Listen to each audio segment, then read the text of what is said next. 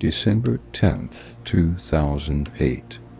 In a Manhattan penthouse, one of the most respected men in American finance calls in his two sons and tells them the family business, the legendary fund managing $65 billion, is, in his words, one big lie.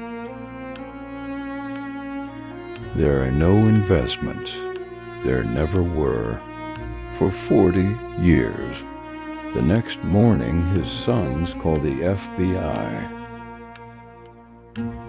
This is Bernie Madoff, the longest con in financial history, and the story of why the smartest money in the world never checked.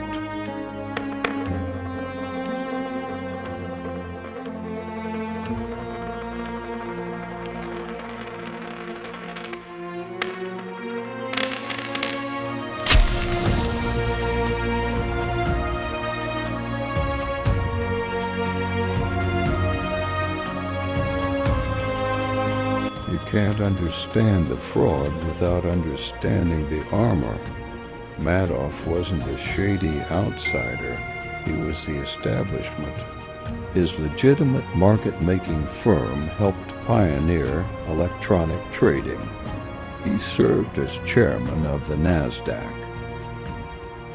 Charities, universities, and regulators knew him as a pillar of the community.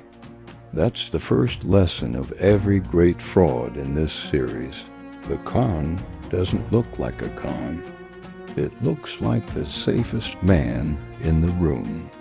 The credibility wasn't a byproduct of the scheme. It was the scheme.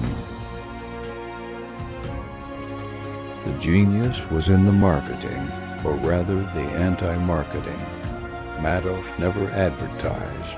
He turned investors away. Getting in was a privilege whispered about at country clubs.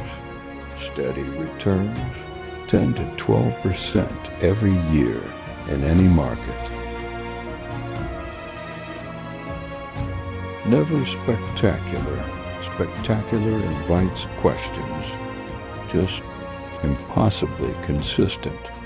And when someone did ask questions, Madoff played the card that disarms everyone. Fine, take your money out. In a world of greed, the man who doesn't seem to need you is irresistible. The velvet rope did what no salesman could. Here's what was actually happening. Client money went into a bank account. That's it.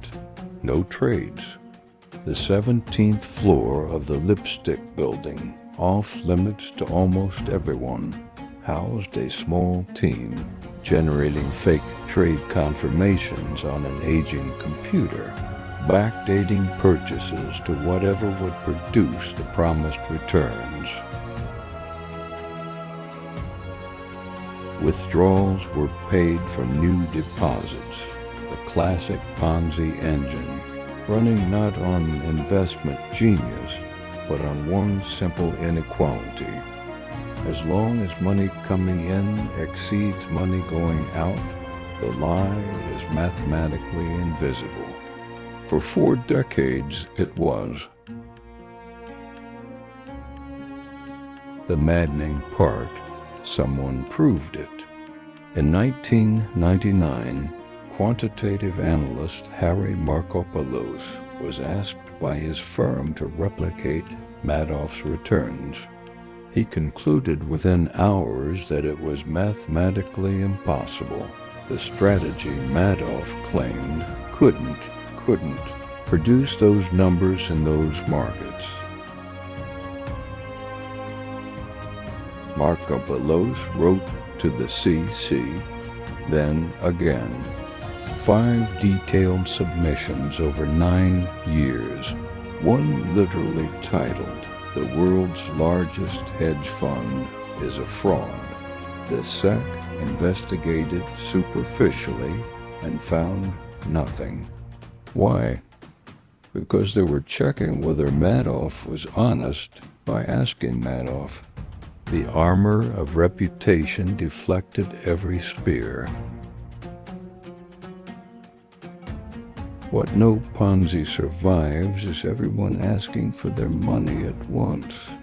The 2008 crisis sent panicked clients rushing to withdraw $7 billion Madoff didn't have. The math finally turned.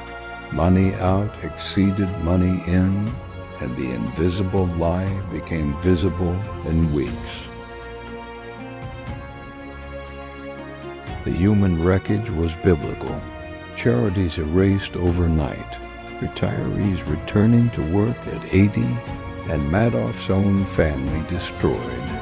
One son took his life on the second anniversary of the arrest.